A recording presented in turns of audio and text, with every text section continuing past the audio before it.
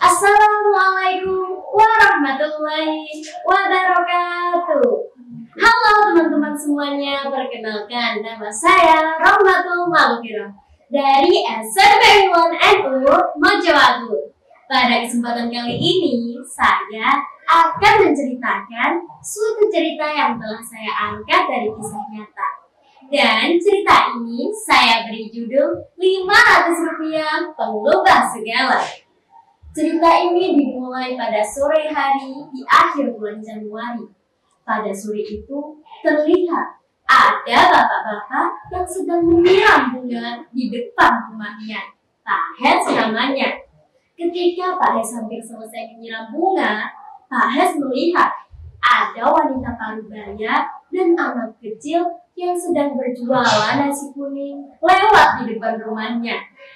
Pak Hes juga mendengar wanita parubaya itu berkata, "Nak, Fian, kalau Fian sudah capek, Fian pulang dulu saja ya. Biar nenek yang melanjutkan."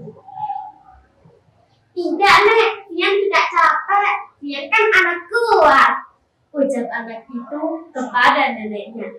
Pak Hes teringat bahwa anak itu bernama Fian dan ia adalah anak yatim piatu yang orang tuanya telah tiada sejak ia berumur 6 tahun. Dan sejak saat itu, Fian hanya tinggal berdua bersama neneknya. Mengingat hal tersebut, ingin rasanya Pak Hes membelikan sepeda karena Pak Hes melihat Fian dan neneknya berjualan dengan berjalan kaki. Namun, Pak Hes sadar diri bahwa ia bukan orang yang mampu untuk melakukan hal tersebut. Akhirnya, Pak Hes pun masuk ke dalam rumah.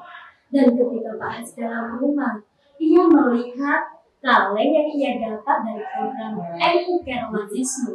Seketika, Pak Hes langsung mengambil telepon genggamnya dan menghubungi salah satu para panitia inti dari program Mahasiswa. "Assalamualaikum, Mas Puji. Kira-kira kapan ya pertemuan bulanan untuk program mahasiswa akan diadakan lagi?" Tanya Pak Hes begitu teleponnya telah tersambung.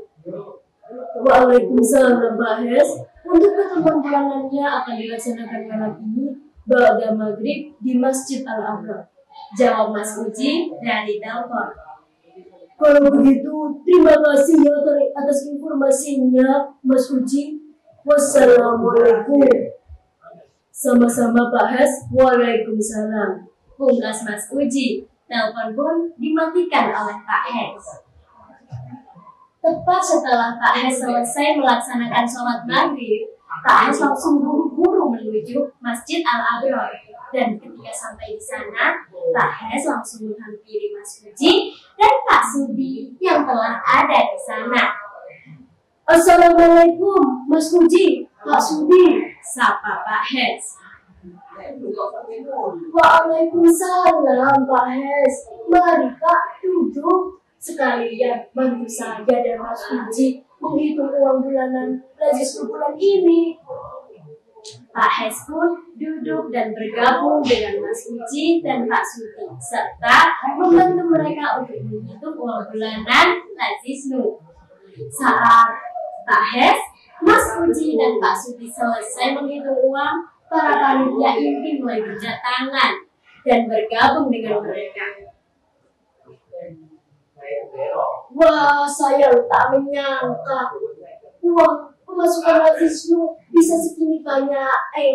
Padahal lihat ya, yang sedekah kebanyakan pakai uang Rp500, ucap Pak Maksum setelah ia melihat uang Lazisnu. Seketika Pak Hes teringat tentang kejadian sore itu. Pak Hes pun inisiatif untuk memberikan sarannya kepada para panitia inti. Begini Bapak-Bapak, maaf ya bila menyela, karena uang mahasiswa bulan ini lebih banyak.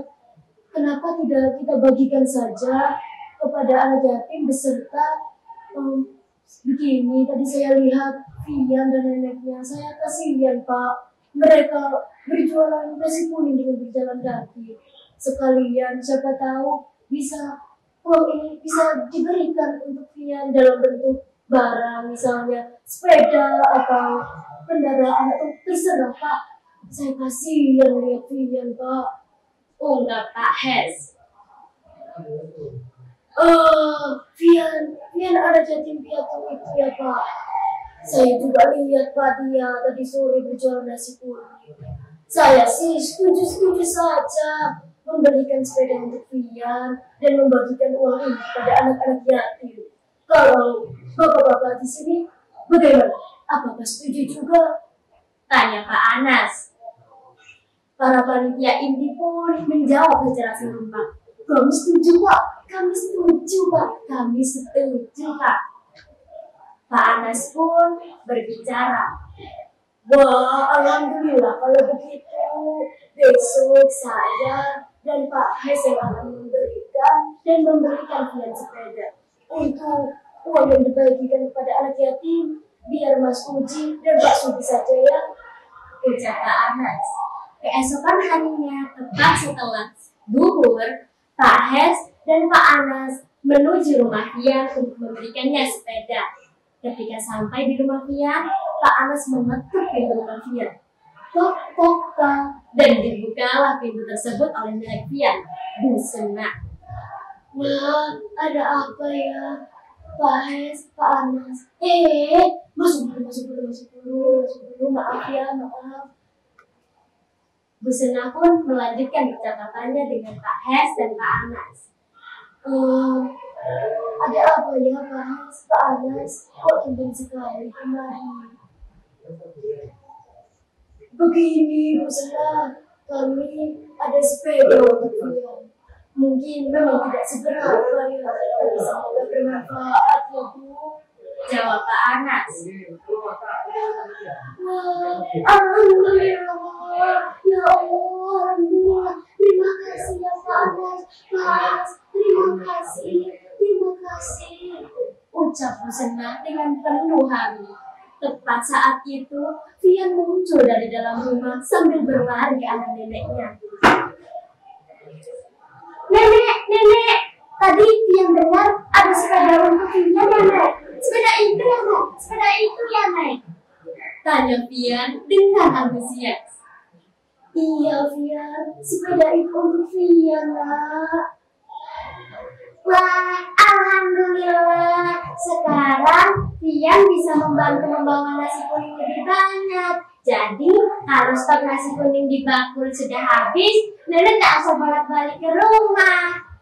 Pak Hes tersenyum melihat pemandangan itu. Ia tak menyangka bahwa Vian dan Bu Sena akan sebegitu senangnya hanya karena sebuah sepeda. Pak Hes tersentuh hatinya. Sekian sudah cerita dari saya. Semoga cerita ini dapat menginspirasi teman-teman di luar sana untuk senantiasa bersedekah. Entah itu sedekah dalam bentuk uang, barang, ataupun hanya sekedar senyuman. Karena yang terpenting ialah niatnya. Akhirul kalam. Wassalamualaikum warahmatullahi wabarakatuh.